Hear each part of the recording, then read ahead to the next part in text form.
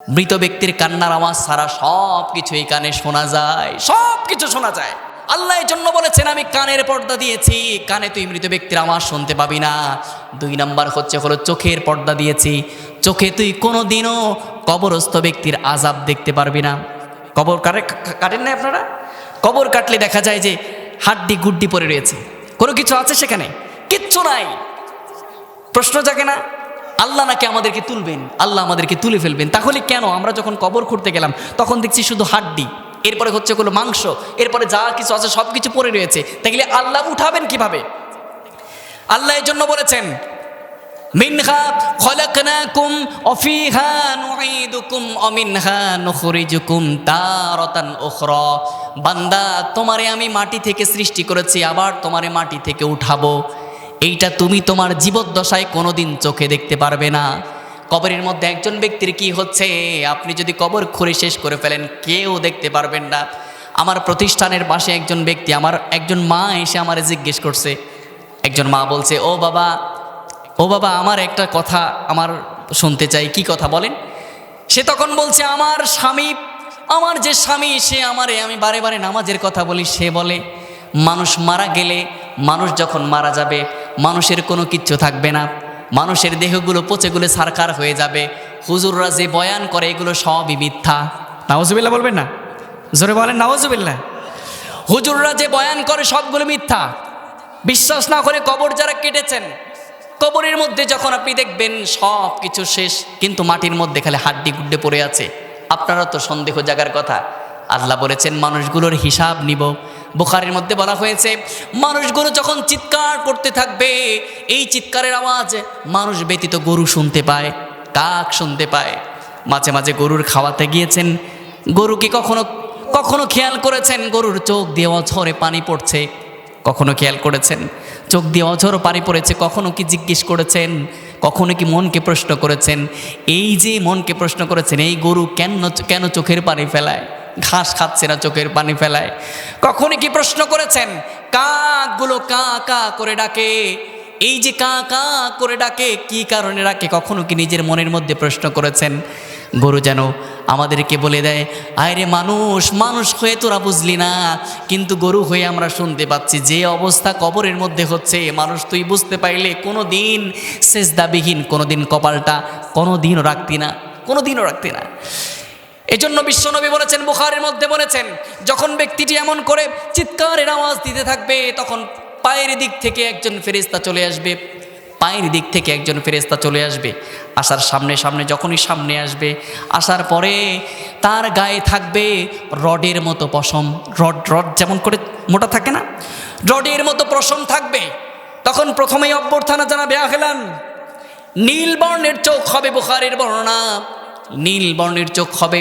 তখন তাদেরকে বলা হবে আহলান সাহলান, আসেন একটু হাত মিলাই। পিছনের দিকে সরতে থাকবে আর চিৎকার করতে থাকবে। ওরে দেখে এমন ভয় পাবে, পিছনের দিকে সরতে পিছনে যে মাটিতে বেঁধে যাবে, আর যাওয়ার কোনো জায়গা নাই। তখন তিনি কি করবেন? সামনে যখন চলে আসবে হাতটা ধরে উঠায় এমন করেই বলতে থাকবে, ফজরের নামাজ তুই পড়িস নাই, ফজরের নামাজ পড়িস নাই। এমন করে জড়ায়ে ধরে এমন করে একটা ঠাস দিবে, এমন করে ঠাস দেওয়ার সাথে সাথে এই পাশ দিয়ে ঢুকে পিছন দিক দিয়ে বের হয়ে যাবে। প্রথম বলবে ফজরের নামাজ তুই ঘুমিয়ে কাটিয়েছিস, আয় আমার সাথে একটু মুলাকাত কর।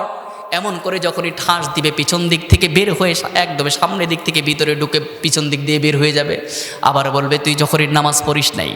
আবার বলবে আল্লাহ তোর কাছে তো বেশি সময় চায় নাই, সারা 24 ঘন্টার মধ্যে 1 ঘন্টা 15 মিনিট তোর কাছে চেয়েছে। যে আল্লাহ তোমারে সৃষ্টি করলেন, আল্লাযী খলাকাকা ফাসাওয়াকা ফাআদালাকা ফি আইয়ি সূরাতিন মা শাআ রাক্কাবাক। বান্দা, তুমি কি কখনো দেখো নাই তোমার চেহারায় এত সৌন্দর্য সৃষ্টি করেছি? তুমি কি কখনো কল্পনা করো নাই? আপনি কখনো কি কল্পনা করেছেন এখানে আমরা অনেক বাবাজিরা আছে, ভাইরা আছে, একজনের চেহারা অন্যজনের সাথে মিল হয় না, কিন্তু আল্লাহ বলেছেন তুমি কি কখনো খেয়াল করেছো তোমার এই মুখের চেহারাগুলো এত সুন্দর করে আমি সৃষ্টি করেছি? আমি কি সৃষ্টি করে আমি কি অন্যায় করেছি নাকি? বল, অন্যায় করেছে? আল্লাহ বলছেন যে প্রতিদিন আমাদেরকে বলছে আমি কি তোরে সৃষ্টি করে অন্যায় করেছি, কেন তুই আমার ইবাদত করিস না, কেন তুই আমার প্রতি আল্লাহর প্রতি বিশ্বাস রাখিস না, বল আমি কি এতই ভুল করেছি তোরে এখন পর্যন্ত? কত মানুষ অন্ধ, চোখে দেখতে পারে না, অন্ধ চোখে দেখতে পারে না, পুরো পৃথিবীর দুনিয়ায় কোনো কিছুই দেখতে পারে নাই। কত মানুষ হাসপাতালের বেডে কিডনি সমস্যা হয়ে প্যারালাইজড হয়ে কত মানুষ পড়ে আছে, এখন পর্যন্ত সুস্থ জীবন দিয়েছি। আর তুই কি করেছিস? বাল তুসিরুনাল হায়াতাদ দুনিয়া, আর তুই কি করেছিস? দুনিয়া দুনিয়া দুনিয়া, তোর চিল্লানোই, তোর জিকিরই হচ্ছে দুনিয়া। এখানে যত মানুষ আছেন প্রত্যেকটি মানুষ সকাল থেকে দুনিয়া দুনিয়া, এইটা লাগবে সেইটা লাগবে, এরপরে এইটা করব, সন্তানকে এইটা করব। কিন্তু এই মানুষগুলো, অকৃতজ্ঞ মানুষগুলো কখনো বুঝতে চায় না যে এই দুনিয়া আমাদের জন্য কিচ্ছু না, এই দুনিয়া আমাদের জন্য কিচ্ছু না। ওয়াল আখিরাতু খায়রুল লাকা মিনাল উলা, দুনিয়া আমাদের জন্য কিচ্ছু না, আমাদের জন্য আখিরাত হচ্ছে উত্তম, আমাদের আখিরাত ছাড়া কিচ্ছু নাই। ওই ব্যক্তিটি যখন চিৎকার করবে, কবরস্থ ব্যক্তিটি যখন কি করবে, জোহরের নামাজ পড়িস নাই, একদম ঠাস দিবে, পিছন দিক থেকে বের হয়ে যাবে, এমন চিৎকারের আওয়াজ দিবে। বিশ্বনবী বলেছেন এই মৃত ব্যক্তি এমনভাবে চিৎকারের আওয়াজ দেয় মানুষগুলো শুনলে দাঁড়ায় থাকতে পারতো না। এরপরে বলবে আসরের নামাজ পড়িস নাই, বুখারীর বর্ণনা, ঠাস দিবে, এরপরে সামনে দিক থেকে ঢুকে পিছন দিক থেকে বের হয়ে যাবে, আবার ঠাস দিবে পিছন সামনে দিক থেকে, এমন করে ঈশা পর্যন্ত এমন করে ঠাস দিবে। বিশ্বাস করেন এই রডের মতো কোনো কিছু যদি ধারালো কিছু আমার ভিতর দিয়ে ঢুকায় দিয়ে বাহির করা হয়, আবার ঢুকায় দেওয়া হয়, কতটা কষ্ট লাগবে। এজন্য বিশ্বনবী বলেছেন দুনিয়ার জীবনে কোনো কিছু কাজে লাগবে না। মাঠের সম্পত্তির জন্য কত অন্যায় করেছেন, একজনের আইল ঠেলে দিয়েছেন, এই সম্পত্তি অর্জন করার জন্য আপনি মাথার ঘাম পায়ে ফেলে আপনি সম্পত্তি অর্জন করেছেন 5 বিঘা 10 বিঘা, কত বিঘা সম্পত্তি অর্জন করেছেন। কিন্তু আপনার যখন প্রাণ পাখিটি চলে যাচ্ছে তখন আপনার সাথে কোনো সম্পত্তি এই এলাকার কোনো কেউ নিয়ে গিয়েছে? অনেক বড় বড় মানুষ, হয়তো আমি এখন চিনি না, প্রায় 8 বছর বাহিরে, আমি চিনি না অনেক মানুষকে। কোনো মানুষকে কখনো সম্পত্তি 8 বিঘা সম্পত্তি নিয়ে চলে গিয়েছে? কখনোই নিয়ে যেতে পারে নাই। এরপরে পরিবার আত্মীয় স্বজন সকলে কি গিয়েছে নাকি? যখন নিয়ে যায় নাই, কিচ্ছু নিয়ে যায় নাই, যখন আপনাকে কবরস্থ করা হবে তখন আপনি কবরের মধ্যে যখনই থাকবেন সাথে সাথে পরিবার চলে গিয়েছে আপনার কাছ থেকে, পর করে চলে গিয়েছে, সম্পত্তি পর করে দিয়েছে। সম্পত্তি কাজে আসে নাই, পরিবার কাজে আসে নাই, সন্তান কাজে আসে নাই। তখন পাশেই কবরের পাশে নিরুপায় হয়ে একজন দাঁড়িয়ে থাকে। নিরুপায়, কয়টা জিনিস কাজে লাগবে? 3টা, তার মধ্যে 2টা পরিবার এবং সম্পত্তি রেখে এসেছি। এরপরে কি করবে? আমল। আজকের এই যে 2টা আয়াতের তাফসীর আপনি শুনতে এসেছেন, এই যে 2টা আয়াতের তাফসীর আপনি শুনছেন, কোনো কিচ্ছু কাজে আসবে না। এই 2টা আয়াত আপনি শুনছেন, তাফসীর শুনছেন, এই 2টা আয়াত আপনার কবরের পাশে অসহায়ের মতো দাঁড়িয়ে থাকবে আর বলতে থাকবে হায় রে দুনিয়ার মানুষ সকলেই স্বার্থপর, হায় রে দুনিয়ার মানুষ সকলেই স্বার্থপর। তার জিকিরি হবে হায় রে দুনিয়ার মানুষ, হায় রে সন্তান স্ত্রী তোমার জন্য সব কিছু বিসর্জন দিল, আজকে তুই ওরে একাকিত্ব করে সব চলে গেলি।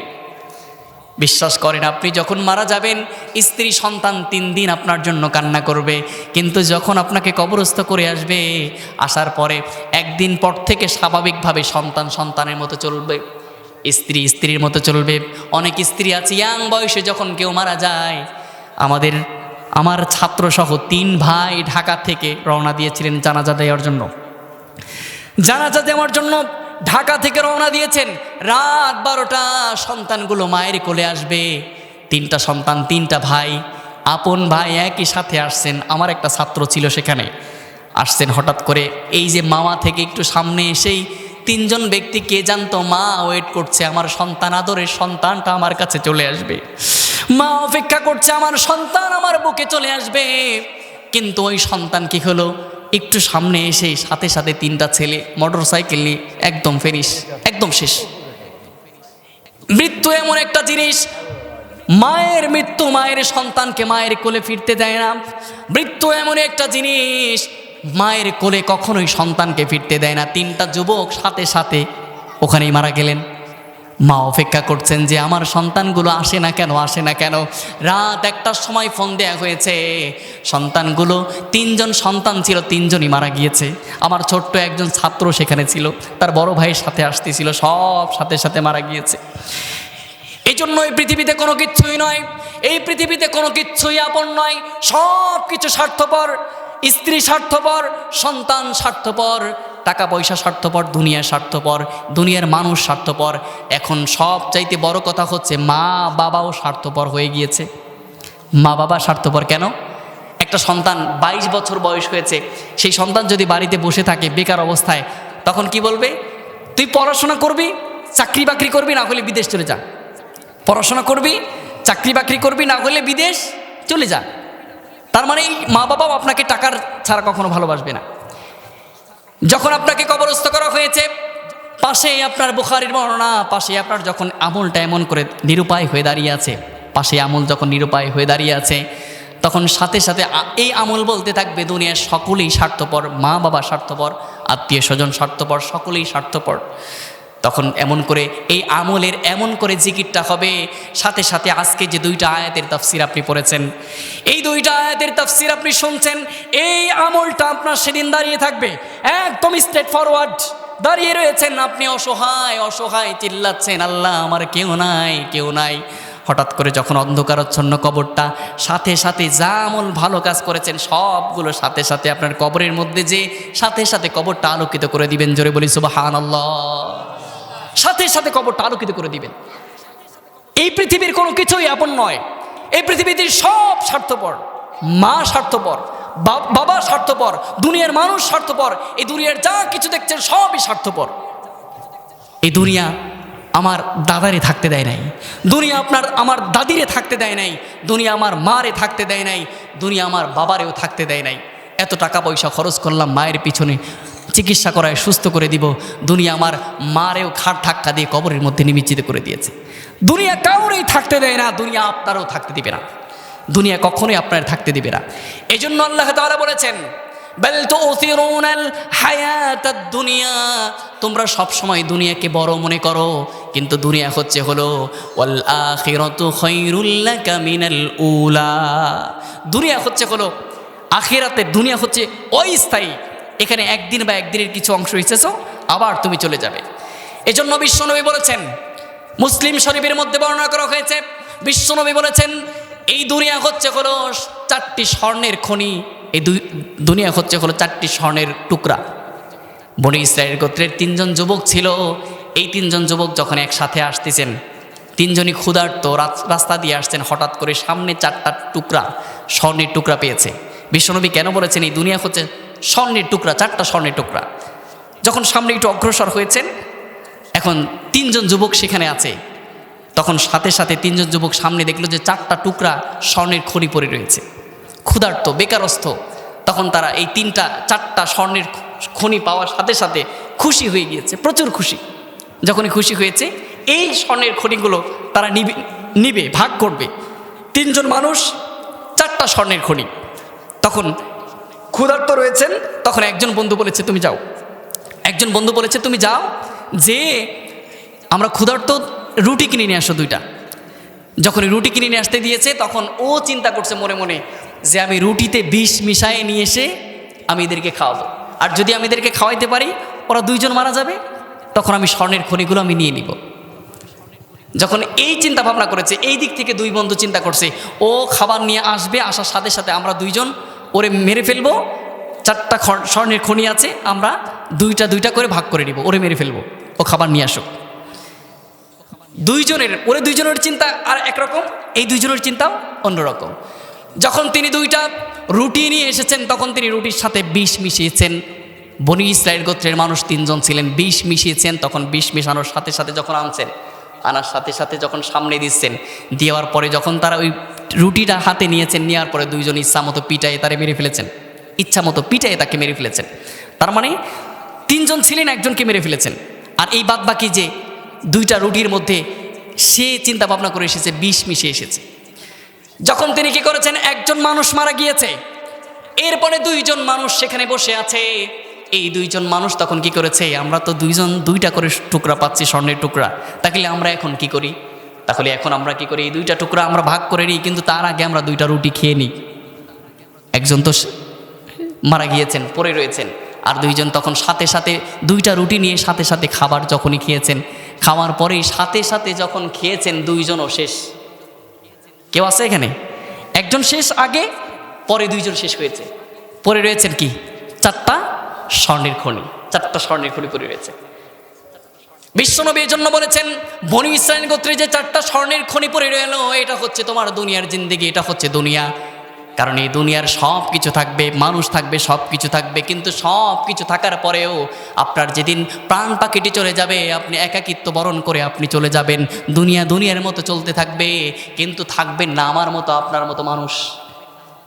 এখানে অনেক মানুষ আছে, 2026 সাল চলছে, 2026 সাল, 2126 সালে আমার মতো আলাউদ্দিন, আপনার মতো মানুষ কই থাকবে?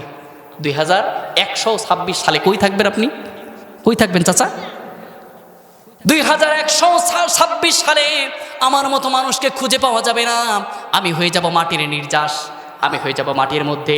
এই জন্য আল্লাহ বলেছেন, ওমাল হায়াতুদ দুনিয়া ইল্লা মাতাউল গুরুর। দুনিয়া হচ্ছে হলো, এই দুনিয়া হচ্ছে হলো ভোগ বিলাসিতা মাত্র, এই দুনিয়া হচ্ছে হলো ধোঁকা। আল্লাহ তাআলা বলেছেন, এই জন্য এই দুনিয়ার পিছনে কখনো ছোটা যাবে না। ওই যে চাচির কথা বলছিলাম, চাচি আমাকে বলছেন, তোমার চাচা বলেছে কবরস্থ করার পরে মানুষগুলো মরে পচে ছারখার হয়ে যায়, এই মানুষ কোনো দিনও জবাবদিহিতা করা লাগে না, হুজুররা যা বলে তাই মিথ্যা কথা বলে। তো আমি চাচির বললাম, চাচি আপনি আজকে চাচারে যে বলবেন, আজকে চাচারে যে বলবেন, চাচা বলেন যে মৃত্যুবরণ করার পর মানুষ পচে গুলে ছারখার হয়ে যায়, কিন্তু চাচারে আপনি বলবেন যে একজন মানুষ যখন মারা যায়, মানলাম যে পচে গুলে ছারখার হয়ে যায়, আপনি চাচারে জিজ্ঞেস করবেন, আপনি যখন মায়ের গর্ভে ছিলেন, আমি যখন মায়ের গর্ভে ছিলাম তখন আপনি কই ছিলাম? তখন আমি মায়ের গর্ভে ছিলাম, তখন কি বুঝতে পেরেছিলাম দুনিয়া বলতে কিছু আছে? আমি চাচিরে বলে দিলাম যে আপনি তাকে জিজ্ঞেস করবেন যে মায়ের গর্ভে যখন আপনি ছিলেন তখন কি আপনি দুনিয়া বলতে কোনো কিছু বুঝেছিলেন? তারপরে যখন বলবে যে না, তখন আপনি দুনিয়া থেকে বের হয়ে যখন দেখছেন সব কিছু আছে, তার মানে আমাদের মায়ের গর্ভে যখন আমরা ছিলাম দুনিয়া বলতে কিছু দেখেছি। এদিকে মায়ের লাথি দিয়েছি, এদিকে লাথি দিয়েছি, এদিকে সরাসরি করেছি, আমরা মনে করেছি এই মায়ের রেহাইমের মধ্যেই মনে হয় আমার জীবন। তখন যখন ঘাড় ধাক্কা দিয়ে আল্লাহ বের করে দিয়েছেন, দুনিয়াতে যখনই বের হয়েছি তখন দেখছি দুনিয়াতে আলো আছে, বাতাস আছে, কত কিছুই আছে, সব কিছু আছে দুনিয়াতে। এরপরে আস্তে আস্তে করে আমাদের কি করা হলো, পুরা পৃথিবীর সব কিছু দেখতে পেলাম। এমন করেই যখন কবরের জিন্দিগি, আল্লাহ যে বলছেন কবরে তোমাদেরকে তোলা হবে, কিন্তু আমরা এখন বুঝতে পারছি না, কিন্তু একটু পরেই আমরা বুঝতে পারবো, কবরের মধ্যে যাওয়ার পরেই আমরা বুঝতে পারবো যে আমাদের কি বেহাল হবে। এজন্য বিশ্বনবী বলেছেন তোমাদেরকে কবরের মধ্যে উঠানো হবে, বুখারীর মধ্যে বলা হয়েছে। এরপরে হচ্ছে কোনো তাফসিরে সূরা বাকারার মধ্যে বলা হয়েছে, বাকারার তাফসিরের মধ্যে বলা হয়েছে ইব্রাহিম আলাইহিস সালাম আল্লাহকে বলেছিলেন, আল্লাহ আপনি মানুষগুলোকে জীবিত করবেন, এটা কেমনে সম্ভব আপনি আমারে বলেন, কেমনে সম্ভব আপনি আমারে বলে দেন। সাথে সাথে ইব্রাহিম আলাইহিস সালাম যখন আল্লাহকে প্রশ্ন করলেন, আল্লাহ তখন বলছে, হে ইব্রাহিম তোর কি বিশ্বাস হয় না মানুষগুলোকে জীবিত করব? তোর কি বিশ্বাস হয় না? তোর কি বিশ্বাস হয় না মানুষগুলোকে জীবিত করব? তখন ইব্রাহিম আলাইহিস সালাম আল্লাহকে যখনই বলেছেন, আল্লাহ তখন বলছেন, হে ইব্রাহিম তুই কি বিশ্বাস করিস না মানুষগুলোকে জীবিত করব? তখন ইব্রাহিম আলাইহিস সালাম বলছে, আল্লাহ বিশ্বাস করি, কিন্তু মনের শান্তির জন্য দেখতে চাই মানুষগুলোকে কিভাবে আপনি জীবিত করবেন। তখন আল্লাহ তাআলা বলছেন যে তাফসিরের মধ্যে উল্লেখ করা হয়েছে, আল্লাহ তাআলা বলছেন যে 4টা পাখি জোগাড় করো, 4টা পাখি জোগাড় করো। তখন ইব্রাহিম আলাইহিস সালাম 4টা পাখি জোগাড় করেছেন। তাফসিরের মধ্যে পড়েছে একটা হচ্ছে হলো কবুতর, ময়ূর, শালিক, টিয়া, 4টা পাখি ইব্রাহিম আলাইহিস সালাম জোগাড় করেছেন। জোগাড় করার পর তখন আল্লাহ তাআলা বলেছেন, হো ইব্রাহিম তুমি কি করো, এই 4টা পাখিটাকে পোষ মানাও, এমনভাবে পোষ মানাবে যাতে ডাক দিলেই তোমার কাছে চলে আসে। ইব্রাহিম আলাইহিস সালাম পোষ মানালেন, ডাক দিলেই সাথে সাথে চলে আসে। এমন সময় আল্লাহ তাআলা বললেন, হে ইব্রাহিম পাখিগুলোকে তুমি জুবেহ করো, পাখিগুলোকে জুবেহ করো। ইব্রাহিম আলাইহিস সালাম আল্লাহর নির্দেশে পাখিগুলোকে জুবেহ করলেন। পুরা ঘটনা বাকারার মধ্যে উল্লেখ করা হয়েছে। পাখিগুলোকে যখনই জুবেহ করলেন, জুবেহ করার পর তখন তিনি আল্লাহ তাআলা বললেন, মাংসগুলো টুকরো টুকরো করে কাটো। মাংসগুলোকে টুকরো টুকরো করে কাটলেন। এরপর আল্লাহ বললেন যে তুমি এই পাখির গোস্তগুলো, 4টা পাখির গোস্তগুলো একসাথে মিক্সার করো, একসাথে এমন করে মিক্সার করো। এই 4টা পাখির গোস্তগুলো একসাথে মিক্সার করে তুমি কি করো, 4টা পাহাড়ের কাছে চলে যাও। 4টা পাহাড়ের কাছে যখনই যাবে সাথে সাথেই তুমি কি করো, 4টা ভাগ করে 4টা পাহাড়ের উপর 4টা পাখির গোস্তগুলো রেখে দাও, যাতে বোঝা না যায় এই পাখির গোস্ত এইটা, এই পাখির গোস্ত এইটা, যাতে এটা বোঝা না যায়। ইব্রাহিম আলাইহিস সালাম তখন সাথে সাথে 4টা পাহাড়ে রেখে দিলেন। আর আল্লাহ তাআলা তখন বললেন যে তুমি পাহাড়ের মাঝখানে দাঁড়াও। আল্লাহ তাআলা যখন বললেন, হে ইব্রাহিম, মানুষগুলোরে যে আমি জীবিত করবো এটা যারা বিশ্বাস করে না তাদের জন্য সরাসরি বলছি। সরাসরি যখন কি করলেন, ইব্রাহিম আলাইহিস সালাম মাঝখানে দাঁড়ালেন। আল্লাহ তাআলা বললেন যে তুমি যেই পাখির নাম ধরে ধরে নামটা পোষ মানাইছিলে, যেটা নাম ডাকছিলে, নাম যেই নামে রাখছিলে সেই নাম ধরে ধরে ডাকো। ইব্রাহিম আলাইহিস সালাম কি করলেন, মাঝখানে দাঁড়িয়ে সাথে সাথে কি করলেন, এমন করে যখনই বলেছেন ও পাখি, টিয়া, ময়ূর, এমন করে যখন ডেকেছেন, এই পাহাড়ের গোস্ত এই পাহাড়ে যায়, এই পাহাড়ের গোস্ত এই পাহাড়ে যায়, এই পাহাড়ের গোস্ত এই পাহাড়ে যায়, এমন করে দেখলেন চোখের সামনে প্রত্যেকটা পাখির গোস্তগুলো একসাথে হলেন। প্রত্যেকটা পাখির গোস্তগুলো একসাথে হয়ে তখন তার সামনে জীবিত হয়ে তার কাঁধের উপর উড়ে আসলেন। জোরে বলি সুবহানাল্লাহ। সরাসরি তিনি চোখের সামনে দেখলেন, সরাসরি চোখের সামনে দেখলেন যে আল্লাহ মানুষগুলোকে কিভাবে জীবিত করবে।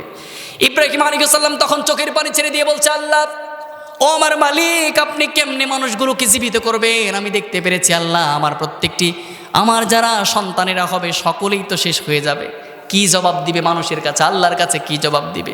এই জন্য প্রিয়, প্রাণ প্রিয় আমার বাবাজিরা, অনেক মানুষ এখানে বসে আছেন, আপনাদেরকে বলতে চাই প্রত্যেকটি মানুষগুলোকে আল্লাহ জীবিত করবেন। আল্লাহ তাআলা এই জন্য বলেছেন এই দুনিয়াতে কোনো কিচ্ছু কাজে লাগবে না, একটা জিনিস কাজে লাগবে, সেটা হলো ইন্নাল্লাহ হাশতারা মিনাল মুমিনিনা বিআন্না লাহুমুল জান্নাহ। ইন্নাল্লাহ হাশতারা মিনাল মুমিনিনা বিআন্না লাহুমুল জান্নাহ। আল্লাহ বলেছেন আমার এই দুনিয়াতে আমি তোদের কাছে কিচ্ছু চাইনি, আমি এই দুনিয়াতে তোদের কাছে কিচ্ছু চাইনি। ইন্নাল্লাহ হাশতারা মিনাল মুমিনিনা আনফুসাহুম ওয়া আমওয়ালাহুম বিআন্না লাহুমুল জান্নাহ। তোমার কাছে আমি চাই হচ্ছে হলো একমাত্র হচ্ছে হলো, তোমার কাছে চাই হচ্ছে হলো তোমার জীবন এবং মাল। আল্লাহ বলেছেন আমি এই দুনিয়াতে তোর কাছে কিচ্ছু চাইনি, তুই যত টাকা ইনকাম করেছিস, রিজিক যা দিয়েছি সব কিছু দিয়েছি, কিন্তু তোর কাছে কিচ্ছু চাইনি, কিচ্ছু চাইনি, কিন্তু তোর কাছে আমি জীবন চাই আর মাল চাই। আল্লাহর জন্য আল্লাহ বলেছেন আমার জন্য যারা নিজের জীবনকে উৎসর্গ করে আর্থিকভাবে সহায়তা করবে আমি আল্লাহ তাদের জন্য হয়ে যাব। জোরে বলি সুবহানাল্লাহ। আল্লাহর জন্য জীবনটা এবং মাল দিতে কে কে রাজি আছেন? হাত তুলে আল্লাহকে দেখান, হাত তুলে আল্লাহকে দেখান। আল্লাহর জন্য জান এবং মালকে দিতে কে কে রাজি আছেন? লিল্লাহি তাকবীর, লিল্লাহি তাকবীর। আবু উসমান রাদিয়াল্লাহু তাআলা আনহু বিশ্বনবী এমন করে বক্তৃতা দিচ্ছেন, হঠাৎ করে বিশ্বনবী সাল্লাল্লাহু আলাইহি ওয়াসাল্লাম বলছেন, হে এই পাশ থেকে কে, ডান পাশ থেকে কে দান করবে? উসমান রাদিয়াল্লাহু তাআলা আনহু দাঁড়িয়ে গিয়েছেন আর বলছে, উসমান রাদিয়াল্লাহু তাআলা দৌড়ে যে বলছে, ইয়া রাসূলুল্লাহ আমি 1000 উট দান করলাম। সুবহানাল্লাহ বলবেন না? 1000 উট দান করলাম। এরপর বলছে এই পাশ থেকে কে দান করবে? তখন উসমান রাদিয়াল্লাহু তাআলা আনহু ওই পাশ থেকে দৌড়ায় যে এই পাশে গিয়েছে। তখন উসমান রাদিয়াল্লাহু তাআলা আনহু বলছেন যে ইয়া রাসূলুল্লাহ আমি আল্লাহর রাস্তায় 1000 উট দান করলাম। সুবহানাল্লাহ বলবেন না? তখন বিশ্বনবী সাল্লাল্লাহু আলাইহি ওয়াসাল্লাম মনে মনে হাসছেন। এরপরে সামনে জিজ্ঞেস করেছেন যে হে সামনে থেকে কে দান করবে, সামনে থেকে কে দান করবে? উসমান রাদিয়াল্লাহু তাআলা আনহু আবার দৌড়ে যে সামনে গেছেন। সামনে যাওয়ার পর বলছে যে ইয়া রাসূলুল্লাহ আমি আল্লাহর রাস্তায় আবার আমি 1000 উট দান করলাম। সুবহানাল্লাহ বলবেন না? বিশ্বনবী তখন মুচকি হাসি দিয়ে বলছেন, ও উসমান তুমি সব কিছু যে তুমিই দিয়ে দিচ্ছ। তখন বিশ্বনবীর কাছে বলছেন, উসমান বলছে ইয়া রাসূলুল্লাহ এখন পর্যন্ত দেওয়া শেষ হয় নাই, আমি বাড়ি যাব, এখন পর্যন্ত দেওয়া শেষ হয় নাই, আমি একটু বাড়ি থেকে আসি। দৌড়ে চলে গিয়েছে। স্ত্রীকে ডাক দিয়ে বলছেন, ও স্ত্রী তোমাকে বলতে চাই তোমার যত স্বর্ণ আছে যা কিছু আছে সব কিছু আমার এখানে দিয়ে দাও, সব কিছু এখানে দিয়ে দাও। তখন সাথে সাথে স্ত্রী কি করেছেন, সব কিছু সোনা দানা যা কিছু ছিল সব কিছু তার ওড়নার পর দিয়ে দিয়েছেন। তখন স্ত্রী জিজ্ঞেস করেছেন, হে উসমান তুমি কি চাও, কি করবে এটা নিয়ে? তখন বলছে আমি সবচেয়ে বড় একটা ব্যবসা করতে যাচ্ছি, সবচেয়ে বড় ব্যবসা। তখন স্ত্রী সব কিছু দিয়ে দিয়েছেন। বিশ্বনবী যে মজলিসে ছিলেন, আলোচনা করছিলেন, তখন উসমান রাদিয়াল্লাহু তাআলা দৌড়ায় এসে ওড়নাটা এমন করে বিছাই দিয়েছেন। ওড়না যখন বিছাই দিয়েছেন, ইয়া রাসূলুল্লাহ আমার দেওয়া শেষ হয়েছিল না, এই যে আপনি নেন সব কিছু আমি নিয়ে এসেছি, এখন নেন, সব কিছু নেন। বিশ্বনবী সাল্লাল্লাহু আলাইহি ওয়াসাল্লাম চোখের পানি ছেড়ে দিয়ে বলছেন, হে উসমান, তুমি তো সব কিছুই নিয়ে চলে এসেছো, বাড়িতে কি রেখে এসেছো? তখন তিনি বলছেন, বাড়িতে আমি কিচ্ছু রেখে আসি নাই, আমি বাড়িতে কিচ্ছু রেখে আসি নাই, শুধুমাত্র দুইটা জিনিস বাদে। এক হলো আল্লাহ এবং আল্লাহর রসুলের ভালোবাসা ছাড়া আমি আমার বাড়িতে কোনো কিচ্ছু রেখে আসি নাই। জোরে বলি সুবহানাল্লাহ।